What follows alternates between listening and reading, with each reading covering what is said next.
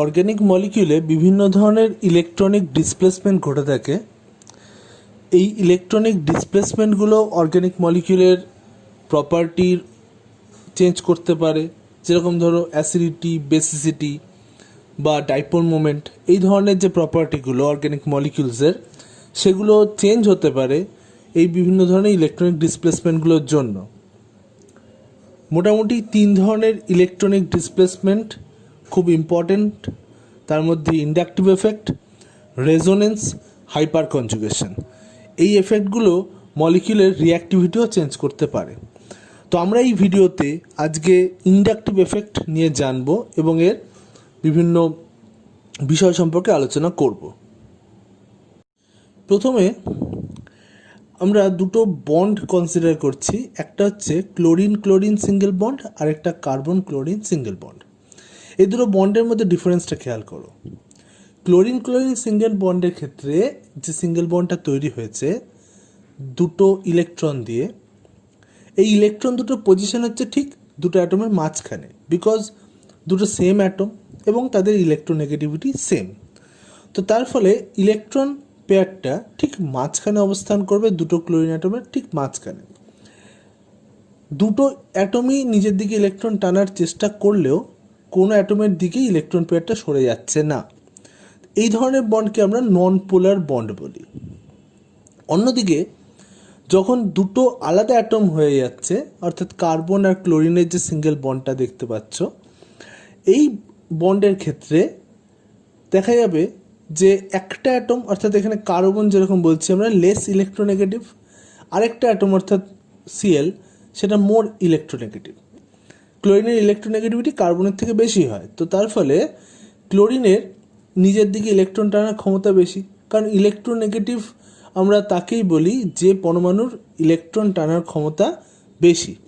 তো সেই পরমাণুটা নিজের দিকে ইলেকট্রনটা টানবে এবং তার ফলে ক্লোরিনের দিকে দেখা যাচ্ছে ইলেকট্রন ক্লাউডটা বেশি ঘনীভূত হয়েছে। এবার ক্লোরিনের উপর তাহলে যে চার্জটা তৈরি হবে সেটা হচ্ছে ডেল নেগেটিভ চার্জ, আর কার্বনের উপর যে চার্জটা তৈরি হবে ডেল পজিটিভ চার্জ। এই ধরনের বন্ডকে আমরা বলছি পোলার বন্ড। অর্থাৎ এই যে ঘটনাটা ঘটছে, ক্লোরিন পরমাণু নিজের দিকে ইলেকট্রনটাকে টেনে নিচ্ছে, এর ফলেই বন্ডের পোলারিটির সৃষ্টি হয়েছে এবং বন্ডটা হয়ে গেছে পোলার।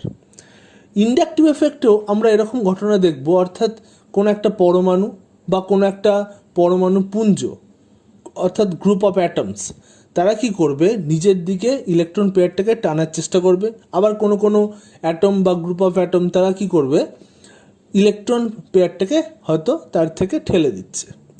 তো এই ধরনের যে ঘটনাটা, এই ধরনের ঘটনাকে আমরা বলছি ইন্ডাকটিভ এফেক্ট। এবার একটা মলিকিউল কনসিডার করছি। মলিকিউলটার নাম হচ্ছে প্রোপাইল ক্লোরাইড। এই মলিকিউলটাতেও কার্বন ক্লোরিন বন্ড আছে এবং এই কার্বন ক্লোরিন যে বন্ডটা আমরা দেখতে পাচ্ছি ঠিক আগের মতোই আমরা এখানেও ইলেকট্রোনেগেটিভিটি ডিফারেন্স দেখতে পাবো। অর্থাৎ ক্লোরিন অ্যাটম যেটা, সেটা মোর ইলেকট্রোনেগেটিভ হওয়ার জন্য নিজের দিকে ইলেকট্রন টানবে এবং ক্লোরিন অ্যাটম হয়ে যাবে ডেল নেগেটিভ। আর একইভাবে কার্বন যেহেতু ইলেকট্রন টানতে পারবে না, তো স্বাভাবিকভাবেই কার্বন থেকে ইলেকট্রন চলে গিয়ে কার্বন হয়ে যাবে ডেল পজিটিভ। তো এইভাবে এই কার্বন ক্লোরিন বন্ডটার মধ্যে পোলারিটি তৈরি হবে। তাহলে কার্বন থেকে ক্লোরিনের দিকে যে ইলেকট্রন মুভ করলো, এই মুভমেন্টটাকে আমরা অর্গানিকে একটা এফেক্টের নাম দিয়েছি, দ্যাট ইজ ইন্ডাকটিভ এফেক্ট। অর্থাৎ ক্লোরিন যে ইলেকট্রন পেয়ারটাকে নিজের দিকে টানছে, দ্যাট ইজ ইন্ডাকটিভ এফেক্ট।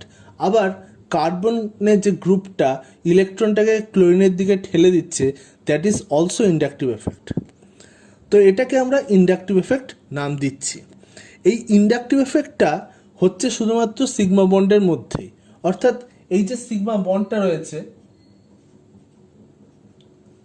এই সিগমা বন্ডেই শুধুমাত্র আমরা ইন্ডাকটিভ এফেক্ট ফলো করব। তাহলে ফার্স্ট ফিচার আমরা ইন্ডাকটিভ এফেক্টের যেটা বলতে পারি, that is only sigma electrons are displaced in inductive effect. এছাড়া এই ইন্ডাকটিভ এফেক্টটা একটা পার্মানেন্ট এফেক্ট, অর্থাৎ বন্ডের ক্ষেত্রে পার্মানেন্টলি ইলেকট্রনটা ডিসপ্লেসড হয়। তো আমরা এটাকেও একটা প্রপার্টি হিসেবে নিতে পারি ইন্ডাকটিভ এফেক্টের। আমরা লিখতে পারি it is a permanent effect. এখন যে ডেল প্লাস চার্জটা কার্বনের মাথায় তৈরি হয়েছে, এই ডেল প্লাস চার্জটা ন্যাচারালি পাশের কার্বন থেকে ইলেকট্রনকে নিজের দিকে টানবে, এবং পাশের কার্বন থেকে যে ইলেকট্রনকে টানবে একই পরিমাণে টানতে কখনোই পারবে না, খানিকটা প্রভাবটা কমবে, এবং এখানে তৈরি হবে slight positive charge, that is del del plus. Del del plus বলার কারণ হলো যে এই কার্বনটার ওপর যে ডেল প্লাস চার্জটা তৈরি হয়েছে তার থেকে কম পরিমাণ চার্জ এখানে তৈরি হবে, তার থেকে ক্ষুদ্র পরিমাণ চার্জ এখানে তৈরি হবে।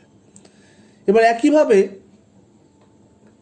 এই কার্বন থেকেও ইলেকট্রন টানার একটা প্রচেষ্টা হবে, এবং এর উপরও চার্জ তৈরি হবে, that is del del del plus. অর্থাৎ যত দূরত্ব বাড়ছে চার্জের পরিমাণটা কিন্তু কমছে, তাহলে যত ডিস্টেন্স বাড়তে থাকবে চার্জের অ্যামাউন্টটা কমতে থাকবে।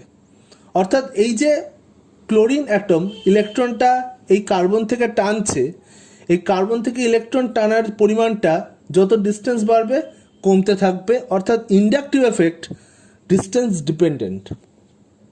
আমরা 3 নম্বর পয়েন্ট বলতে পারি inductive effect depends on distance. Inductive effect ডিস্টেন্সের উপর ডিপেন্ড করে, যত ডিস্টেন্স বাড়বে তত ইন্ডাকটিভ এফেক্ট কমবে। ওকে, তো inductive effect proportional to 1/distance। তো এই এফেক্টটা ডিস্টেন্সের সাথে সাথে কমে যাবে, ডিস্টেন্স যত বাড়বে ইন্ডাকটিভ এফেক্ট ন্যাচারালি কমবে। তো ইন্ডাকটিভ এফেক্টের যেটা আমরা বেসিক বুঝলাম যে এটা একটা permanent displacement effect, only sigma বন্ডে অপারেট করে, এবং সিগমা বন্ডের ইলেকট্রন পেয়ারকে নিজের দিকে টেনে নেওয়া বা ইলেকট্রন পেয়ারটাকে অন্য কোনো গ্রুপের দিকে ঠেলে দেওয়ার এফেক্টটাকে আমরা ইন্ডাকটিভ এফেক্ট বলি।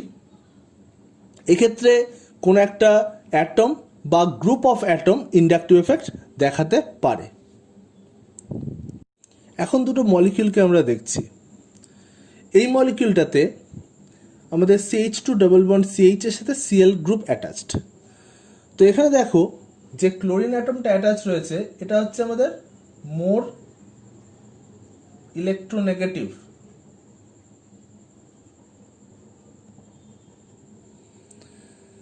তো মোর ইলেকট্রোনেগেটিভ হওয়ার কারণে ন্যাচারালি ইলেকট্রন শিফট কোন দিকে হবে? ক্লোরিনের দিকে।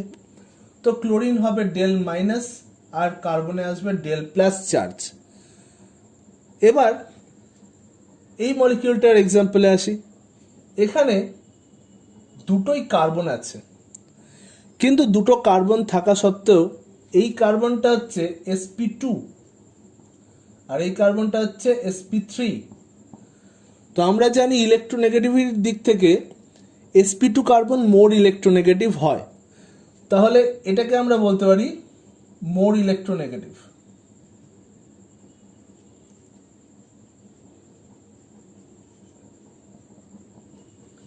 সেই কারণে এখানে ইলেকট্রনটা টানবে এই ডাইরেকশনে, অর্থাৎ মিথাইল গ্রুপ যেটা রয়েছে এখানে সেই ইলেকট্রনটাকে ঠেলে দিচ্ছে এই কার্বনের দিকে।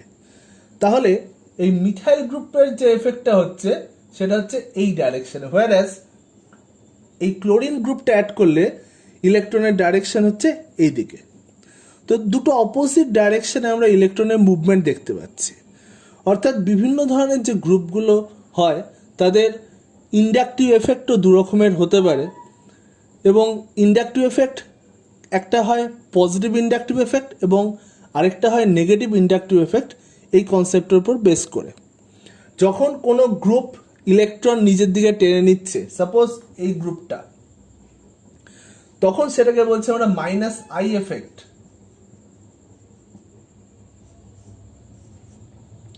অর্থাৎ মাইনাস আই এফেক্ট হচ্ছে ইলেকট্রন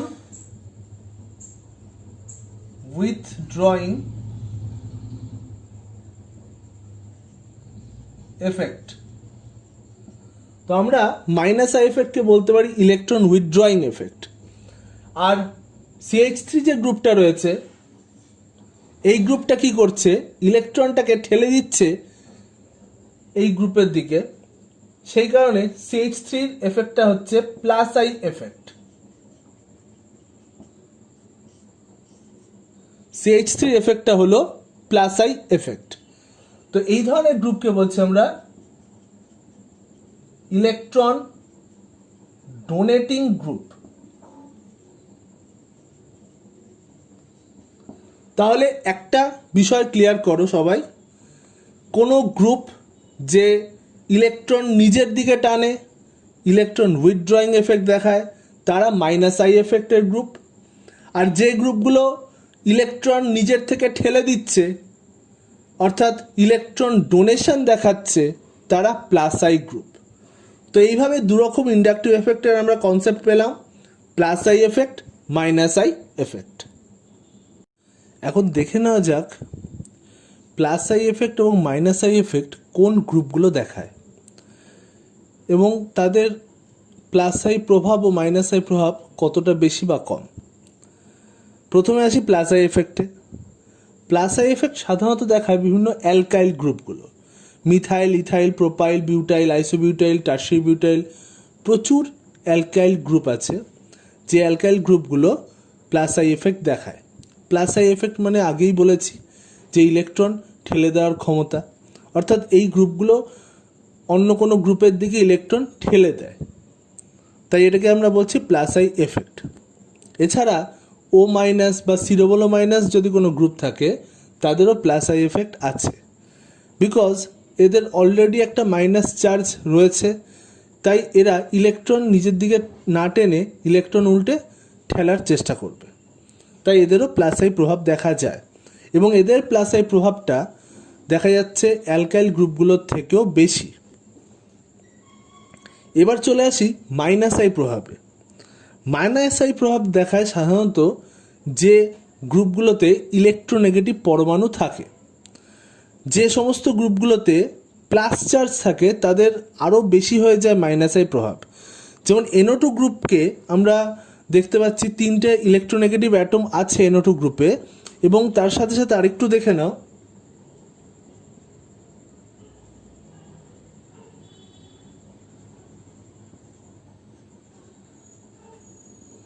NO2 গ্রুপের স্ট্রাকচারে নাইট্রোজেনটা প্লাস চার্জ হয়ে থাকছে, এবং সেই কারণেও NO2 গ্রুপের মাইনাস আই প্রভাবটা অনেক বেশি। মাইনাস আই প্রভাবে কোনো গ্রুপ নিজের দিকে ইলেকট্রন জোরকে টেনে নেয়, তার ফলে NO2 গ্রুপের ক্ষেত্রে ইলেকট্রন জোর টেনে নেওয়ার ক্ষমতা অনেক বেশি হবে, বা যে নাইট্রোজেনগুলোতে আমরা পজিটিভ চার্জ দেখতে পাচ্ছি সেই নাইট্রোজেনগুলোর ক্ষেত্রেও মাইনাস আই প্রভাব অনেক বেশি হবে অন্যান্য ইলেকট্রোনেগেটিভ পরমাণুর তুলনায়। তো এখানে আমরা একটা অর্ডার দেখতে পাচ্ছি বিভিন্ন গ্রুপগুলোর মাইনাস আই প্রভাবের। তো সমস্ত যে গ্রুপগুলো আমরা দেখতে পাচ্ছি সব গ্রুপগুলোতেই কোনো না কোনো ইলেকট্রোনেগেটিভ অ্যাটম রয়েছে, এবং তাই এরা সমস্ত মাইনাস আই প্রভাব দেখাচ্ছে। তাহলে আমরা যে কোনো গ্রুপ দেখে বুঝতে পারবো যে কার প্লাস আই প্রভাব, কার মাইনাস আই প্রভাব। যদি আমরা প্লাস আই গ্রুপ বলি তাহলে সাধারণত অ্যালকাইল গ্রুপগুলো দেখব, তবে এখানে ও মাইনাস বা সিরোবলো মাইনাসকে অনেকে ভাবে মাইনাস আই গ্রুপ, কিন্তু এটা মনে রাখতে হবে যেহেতু গ্রুপগুলোতে মাইনাস চার্জ আছে সেহেতু এরা কখনো ইলেকট্রন নিজের দিকে টানবে না, এরা উল্টে ইলেকট্রন ঠেলার চেষ্টা করবে, তাই এরা হচ্ছে প্লাস আই গ্রুপ। অন্যদিকে আবার নাইট্রোজেনে যেখানে মাথায় প্লাস আছে সেটা খুব ভালো মাইনাস আই গ্রুপ হবে। তো এইভাবে আমরা চিনতে পারবো দেখে যে কোন গ্রুপগুলো প্লাস আই গ্রুপ এবং কোন গ্রুপগুলো মাইনাস আই গ্রুপ। ইন্ডাকটিভ প্রভাবকে আমরা অর্গানিক কেমিস্ট্রিতে বিভিন্ন ক্ষেত্রে ব্যবহার করতে পারি। এই বিভিন্ন প্রয়োগগুলো নিয়ে আমরা পরের ভিডিওতে আলোচনা করব। এই ভিডিওটা যদি ভালো লাগে তাহলে লাইক করে দিও এবং চ্যানেলটা সাবস্ক্রাইব করো। Thank you for watching.